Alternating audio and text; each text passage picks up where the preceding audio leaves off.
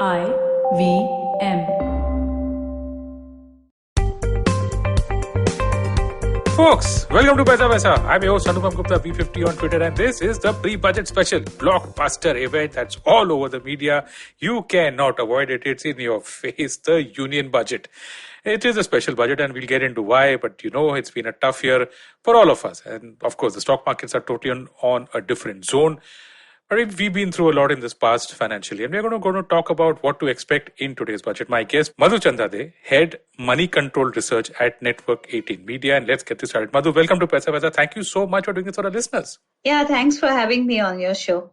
So guys, we're going to talk only about the stock market, only about equities and nothing else, right? Because, well, you know, that is the one place where you get an instant reaction to almost every measure that comes out by the finance minister. The speech comes, the market moves. And so if for you guys who have, you know, for those of you who follow the stock markets, we know that from the pandemic bottom of about 7,500 on the Nifty or 25,000 on the Sensex, the benchmark indices doubled. You know, the Sensex hit 50,000. The Nifty almost went to 15,000. And of course, we've had this 5-6% fallback in this last month or last few weeks. And today, of course, is the big event. If you're someone who tracks the news very closely, there are a lot of measures, a lot of stuff out there. We're going to talk about all of them starting now. So, Madhu, let's get started. Why is this budget important, specifically from the stock market's point of view, right? Because budgets are there every year. For people who follow the budget for a long time, there's almost a kind of skepticism. Nahi, ye to media tamasha hai, kuch nahi hota hai isme, nothing happens. But this budget is actually going to be important. Tell us from an equities perspective, what's different this time? First of all, this budget is important for the entire century because we have seen an event which nobody had seen before. That's the pandemic.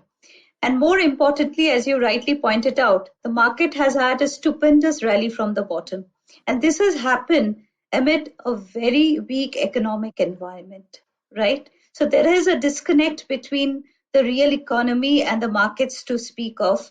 And the finance minister has promised that she's going to present a budget which we have not seen in the last 100 years. So all this has raised expectations.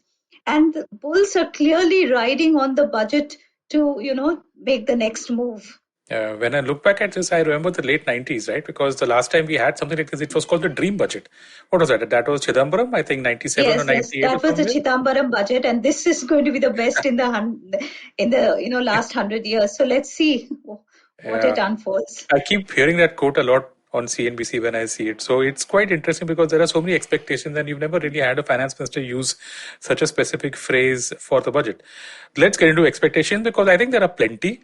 Let's get into broad fundas out here because I will highlight some of the things. Sure. In fact, I should have covered it in your first question itself. That's okay. But you know, this budget is very, very unique. I think none of us, neither you nor I in our careers, have ever seen a budget where fiscal consolidation is not the focus. You know, budget, we know from our academic learning, from our professional pursuits, that budget is all about fiscal consolidation, whether you're managing your house in order. But this year, it's different. This year is more the merrier because the markets, the experts, the people at large are looking at this budget to really kickstart the growth cycle. Because we are now in a technical recession with 2 quarters of negative growth, we are in a technical recession. So the markets are really looking up to the budget for a way out and to kickstart the growth engine. So that is why fiscal consolidation is not the target. People are looking at the government to spend more. So that's, I think, a big difference of this budget, which is very, very different from whatever we have seen in the past. Imagine that, huh? That nobody's going to be looking at the fiscal deficit number, which is already people have taken it at what, 5.5%? I don't know, 6%? Yeah, so just to elaborate that point, that in the first 8 months of the fiscal, April to November, we have already touched 5.5% in terms of the fiscal deficit. The actual number is 135% of the budgeted estimate so far. And since there is a downward revision in the advanced GDP number, so the ratio is already at 5.5%, and we are likely to end with 6 to 7%. 7% is kind of a given, Nobody is going to blink an eyelid also if it is 7%. But the big question is, what is the fiscal deficit for FY22? That is a big number that that the markets are looking at. And not only markets are looking at the fiscal deficit number because they expect the government to jettison the fiscal consolidation roadmap altogether for this year. And they are also expecting that the composition of the deficit should be such that it should be leaning more towards capital expenditure. So these are some of the very important expectations from the budget. And the big question is, how will the government get so much resource? We all know that this is a pandemic year, growth has nosedived, so there is no revenue from taxation, and there is so much more commitments, which we will talk about later. So another big expectation is the government is going to announce big dose divestment, which is going to garner big resources for the government.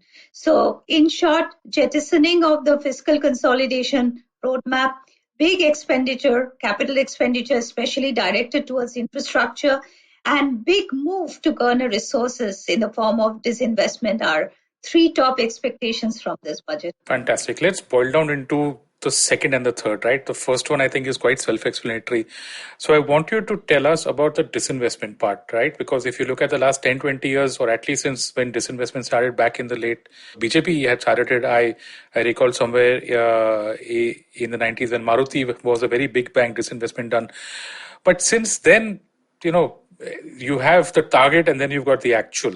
What do you expect on disinvestment? What are markets really expecting there? See, the thing is, if you have seen the last 6 months, if that is an example, you've seen the smart corporates have gone ahead and raised money.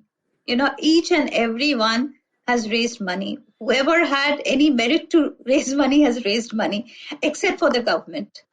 Now is the time for the government to monetize this opportunity, to capitalize on the buoyancy that we have seen in the capital markets. Of course, there are difficult disinvestment decisions, difficult targets like the Air India, LIC. Again, there are lots of regulatory issues. It's easier said than done. But I'm sure the government is finally going to come up with something which is more realistic, which is more achievable. Every year giving a target of 100,000 crore and ending up with 10 to 20% of that target doesn't make sense. I think this year it's a time to walk the talk. Okay, and let's get to point 3, Madhu, the infra part, right? Because like you said, direct tax not great, GST just about recovering. So you've got that main engine which is linked to the economy, which is kind of faltering, or at least faltered in the first half of the first 9 months. And you've got non-tax receipts, disinvestment, probably spectrum. Okay, so we are sorted there. Let's talk about the expenditure side, because as soon as the money comes in, the bulk of the expenditure goes towards interest, subsidies, defense, etc. Yeah, there is something more actually this year. The expenditure side is very, very interesting this year because, we are still going through the pandemic. In fact, we are wading through the pandemic now with a promise of a vaccine. And the government has a very ambitious target of vaccinating each and every Indian. If not every Indian, the first 30 crore, which is the priority group, that cost will have to be borne by the government. And even if, these institutions are giving it at a subsidized rate to the government, the minimum cost ballpark that we have estimated for the priority group is not going to be less than 20,000 crore. Wow. The total cost of vaccinating this country will run into 90 to 100,000 crore. So that is not even something that we are expecting. So even if you have to garner 20 to 30,000 crore, that calls for a special tax. Wow. So be prepared for that. So that is the first thing. Then comes the capital expenditure. See, capital expenditure has been abysmal. In the last 2 to 3 years, most of the capital expenditure has been routed through the public sector enterprises, if you have seen, right? Yeah. So that is very, very important to kickstart the long buried capex cycle, especially the private capex cycle. What has not happened in India in the last 10 years is capital expenditure. The share of gross capital formation to GDP has touched something like 26-27%, which used to be 34-35%, right, at one point in time. Yeah. So that is a dire necessity at this point in time. And the top 5 banks in the country, barring SBI, they are not going to lend to corporates. They are not going to do financing of long-term infrastructure projects for sure. You have all the private sector lenders who are only going to lend you for buying house, car, etc., etc. So there is a need to have a specialized institution, for channeling investment into infrastructure. And this institution, maybe the seed capital could come from the government, and then they could, raise resources from large institutions, funds abroad. So the creation of a development financial institution kind of model is something which is highly expected. And one another related thing that markets are looking up to from the budget are some of the measures to increase the credit flow into the economy. As we all know, the credit flow is now hovering around 5 to 6%.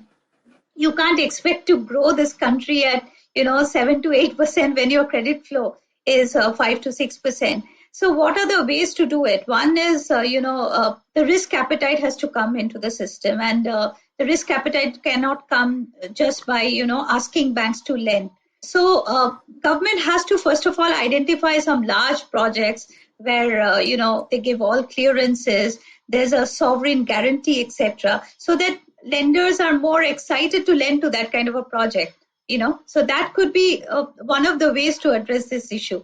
The second is issue which could get addressed. I don't know whether it will get addressed. Is what they do with this whole public sector banking institutions. That cannot remain a headache for the system for the rest of our lives. So either they transfer all the toxic assets of these institutions into a separate bad bank, and then announce a large dose of recapitalization so that they are energized to lend. Something of this sort to basically ease the credit flow into the economy is something which is high on expectations.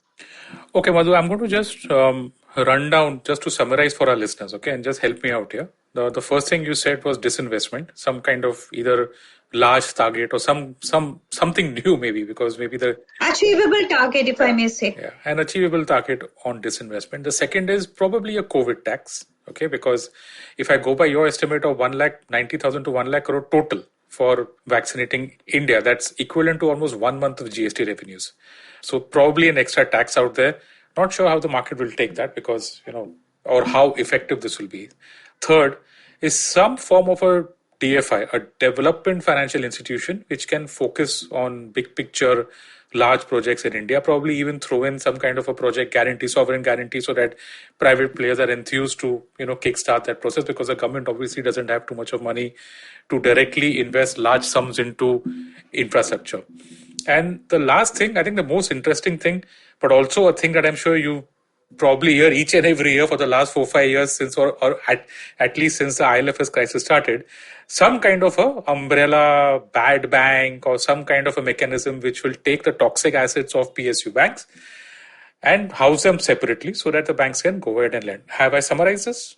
Yeah, absolutely. And in addition, on the expenditure side, some directed expenditure towards health infrastructure, because if you know the statistics, that India spends a paltry 2.2% of government expenditure on the health sector, which is nothing compared to the global benchmark. And this pandemic has only showed us how important it is. So maybe some rejig of resources so that there is higher expenditure towards beefing up the health infrastructure in the country. Sure. And another ancillary point, but which can be a little maybe alleviating factor for the government, is if they allow this whole CSR expenditure of the corporates to go into vaccinating their employees. That would kind of take off the load from the government to a great extent, if corporates can go ahead and spend their CSR expenditure on vaccinating their employees. So I think these are some of the expenditure, some of the expectations. In addition, there are sector-specific expectations, but those keep coming, like, in auto, the scrappage policy, stuffs like that. So that there will be. Those are probably tweaks here and there that will, be at a sector level. So. Yeah, no, sorry, I missed another point, which is high on the agenda while I was talking about infrastructure. The other thing which the markets are actually expecting is the government stance on China, both from the commercial standpoint and the military standpoint. So what does that mean? That means first is higher defense capital expenditure. That is also a definite expectations from this budget, and that has an implications on a whole lot of stocks which are into defense manufacturing in India. And the second thing is already there has been some kind of start on the Make in India with the PLI schemes and all.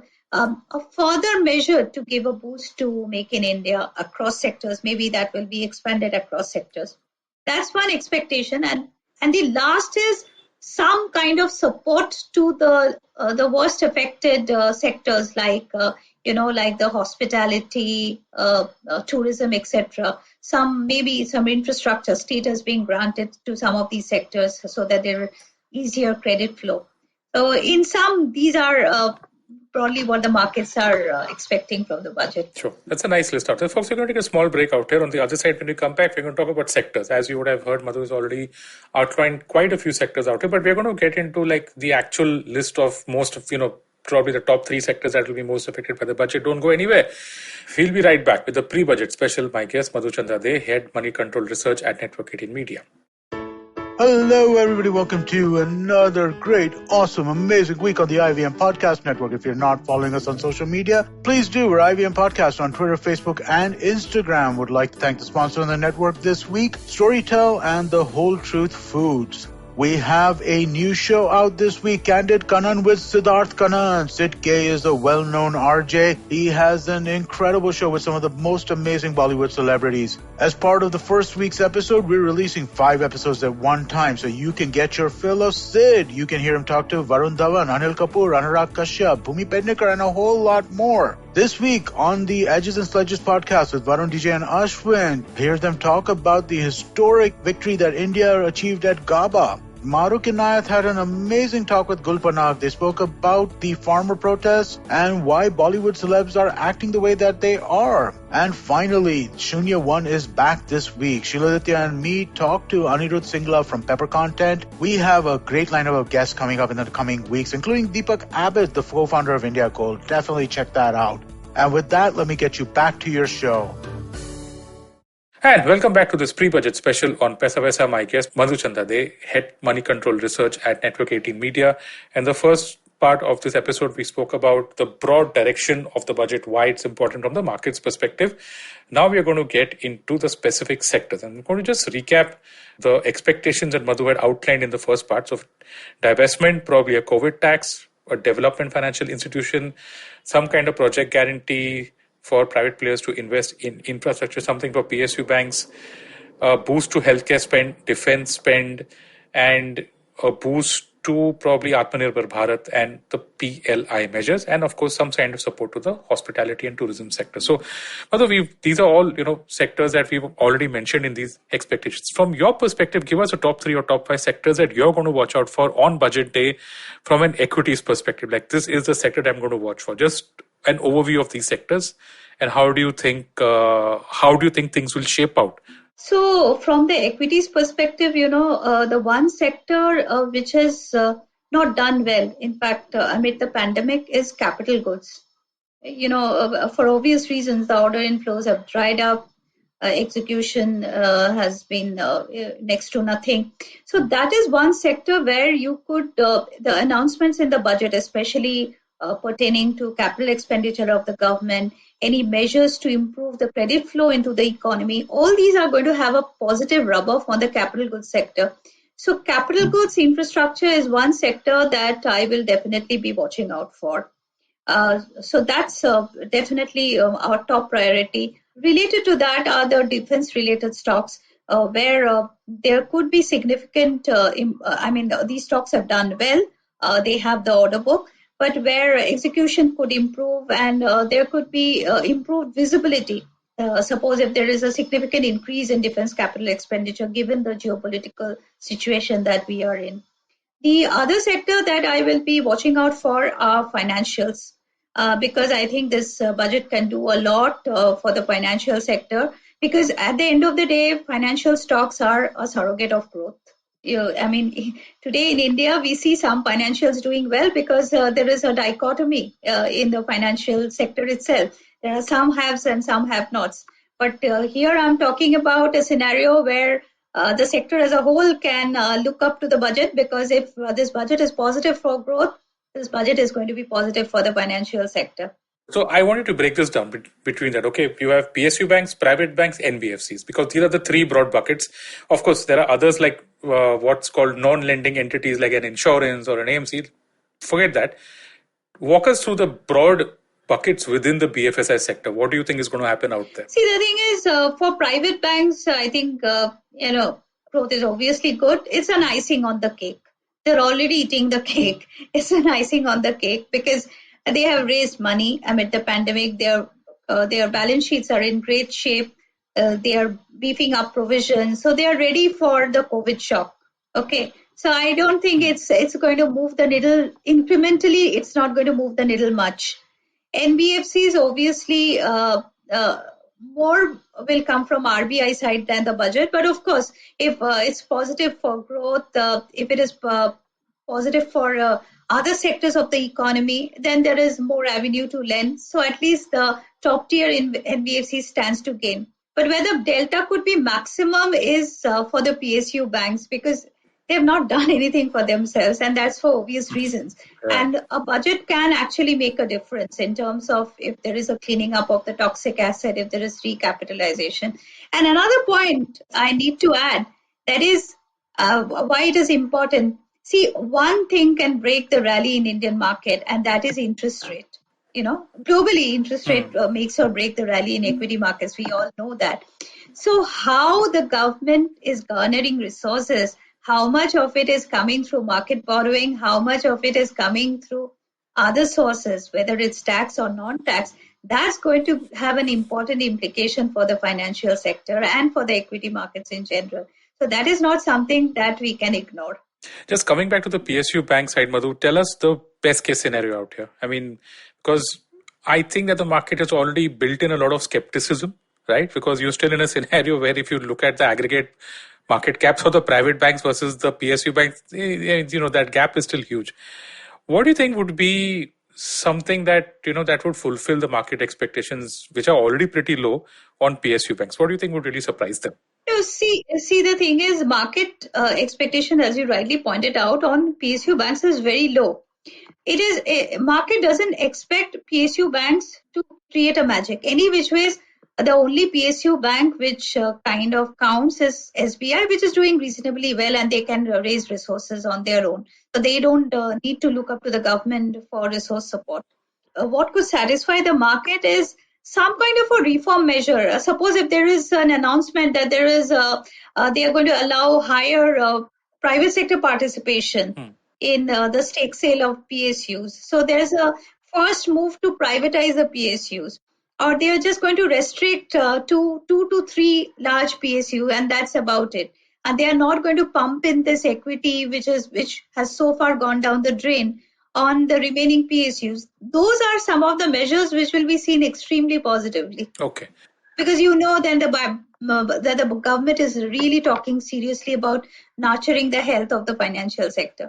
So far, we've covered cap goods, we've covered defense, we've covered BFSI, all three massive spaces. What else do you have for us, Madhu? I don't think this budget is going to the government has done enough for the agri sector so far. Even post the pandemic, that's one sector where there were lots of, if there was any direct dole out, that went to the agrarian side of the economy. And that sector is firing on all cylinders with a normal monsoon. Even in this year, going by the Australian forecast, the expectation is of a normal monsoon again. So although there is a farmer protest and all those political problems are there in the backdrop, I don't think the government is going to do anything to, directly, bring more money into the hands of the farmers, not amid the resource challenges that it has. I think consumption will be a rub-off of all the positive measures. I don't think one should be expecting any kind of a tax concession. Although, every year you hear that something will happen to, expanding the Base. ATM base, or there could be some change in standard deduction. But I think, I'm not expecting much from the direct taxation side, honestly. Token measures, which probably. will have. I mean, the biggest thing that they did last year was to differentiate, have two separate ways of taxation. That itself was a big thing. See, one thing we have to understand, this budget has to be a budget for growth. If this is a budget for growth, then you see the bulls taking charge of the market. If this budget is not a budget for growth and one of those usual budgets, markets will be in for some kind of a rough ride. That, in fact, is my last question to you. Where do we go from here? Our listeners who have got investments in mutual funds, who've invested in stocks directly, who have, exposures across probably to all sectors, whatever. Walk us through what should be the strategy for us retail investors from here on for the equity investments. Long term. I'm only talking about long term out here. Anything that you want to tell us? See, the thing is, this budget, the excitement around the budget are all these momentum things. If you have studied the market for last 20, 30 years, you will see budget comes and budget goes, but the sound stocks in your portfolio, where they're all budgets and they perform. So that is the mantra of equity investing. You stick to good stocks, but don't buy them in one go. Suppose if budget leads to a short-term rally, stay on the sideline. You know what stocks you have to buy. There will be some global events, because globally also markets have rallied like anything. There could be some profit taking, where once things starts normalizing, once the vaccine starts acting, then you might see profit taking globally. So those will be an opportunity to add to your existing equity position. So don't be too carried away by short-term gyrations of the budget. That's as good advice as you can get. Madhu, you're obviously, you are also of the belief that FY22 growth will probably be much stronger. So at least from your perspective, you're saying, and if I get you right, that whatever measures are introduced in this budget today should at least hold us good for the next 3 to 4 years and ensure that at least we've got, even after this bump up that we get in FY22, because it will be a bump up. Okay, there is quite, it's just a base effect playing out. There should be enough measures for what? At least 6, 7, 8% growth? At least if the market gets a sense of that, what do you think? See, markets have factored in a 6 to 7% growth already, because we are discounting for many stocks which have done exceptionally well. We have started discounting FY23, FY24 estimates also. So that is a given expectation. Where the budget can make a difference, honestly, I tell you, is in this large, mid and small cap space. Because, in India, the large, well-managed companies manage to do well. Whether the government does something sensible or the government doesn't do anything sensible, you will still see the Asian Paints of the world, the TCSs of the world, the HDFC banks of the world, they will do well. Okay. So, no question asked. Where the budget can make a difference is if it really ignites growth. Then you will see a whole host of companies which are typically in the mid and small size. I will not qualify them by market cap, but rather than by their size. All these mid and small size company will find some oxygen to live and grow. And that is where the next leg of interest of the market will come back. So that is where the budget can make a difference. There you go, guys. Stay invested if you believe in the long-term growth story of India. Budgets come and go, but and I kind of agree with that. If you're convinced about India's longer-term GDP growth, then equities is a good way to play that entire theme over the longer term. So, Madhu, all the best to you and all the best to all of us. Let's hope that we get something to look forward to. Absolutely. That is a wrap on this episode of Paisa Vaisa. My guest, Madhu Chanda, the head Money Control Research at Network 18 Media. Madhu, thank you so much. Thank you so much for doing this for our listeners. Thank you. Listeners, if you like this podcast, don't forget to check out other interesting podcasts on the IVM network. You can listen to us on the IVM Podcast app or ivmpodcast.com. You can also follow us on our social media. We are IVM Podcast on Twitter and Instagram. You can reach out to me. I'm your host, B50 on Twitter. And thank you so much for listening to Paisa Vaisa.